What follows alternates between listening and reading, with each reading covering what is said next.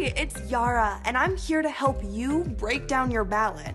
I know this election has felt exhausting and at times even depressing, but don't you also feel inspired, empowered, hopeful that we get to choose the people and policies that affect us and our communities? We basically get to decide who works for us. You're a boss. Okay, so voting has already begun, and that voting window closes on November 3rd. So let's get to work. This is how I do it.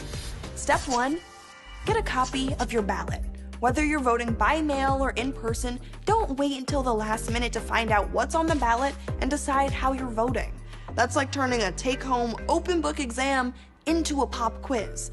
Instead, take advantage of the fact that you get to see the questions and prepare your answers long before test time. Ballotpedia.org is a great resource for sample ballots. I live in LA, and the county offers an interactive sample ballot I can use to save my choices ahead of time. Search online for the best option for you. Step 2, look closely at the choices. When you first see your ballot, I recommend taking a deep breath. Feeling overwhelmed and confused by your ballot is totally normal, especially if you're new to voting. I counted 25 choices on my ballot. That's right, 25. There are generally 2 types of votes you'll be making, one for people and one for policies. For people, you might get to choose congresspeople, judges, school board members, district attorneys, county supervisors, and even railroad commissioners.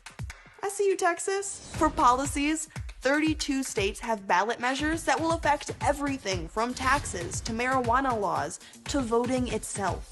The further down the ballot you go, the fewer people tend to vote, and the more power you have when you take the whole ballot seriously. Step 3, mark up your ballot. I grab my sample ballot out and literally highlight it. Ready for this? Green means I know how I'm voting. Yellow means I'm not sure. And red means I have no idea what this is about. Remember when you weren't allowed to draw in your textbook? This isn't that. Mark up your sample ballot in whatever way works for you. Step 4, research. For the parts I don't know, I look to my voting crew. That includes a whole range of sources. Family members, friends, folks on social media, even podcasts, websites, and organizations.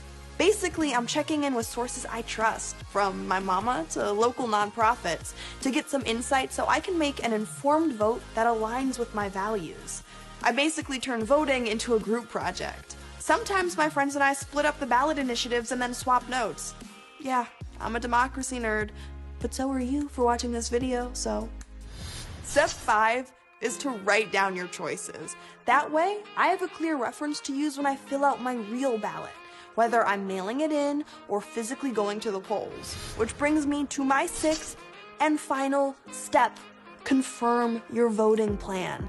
What good is all of this work if I don't actually submit the ballot in the right way at the right time? Personally, I'm planning to vote early and in person, but there are so many options this year. Here's what I recommend. If you're voting by mail, check the deadlines and the rules. Some states require you to submit witness signatures and a copy of your ID. Some need your ballots postmarked by November 3rd. Others require them to arrive by November 3rd. And many let you track your ballot just like a package. A good resource is IamAvoter.com. But confirm the rules and options through your local election commission website, just to be safe. If you're voting in person, confirm your registration status, your polling location, and its hours. Jot your newly gathered info down in your phone and send it to some of the people in your voting crew. Checks and balances, people. Now we're ready to vote and fully exercise our rights. Let's do this.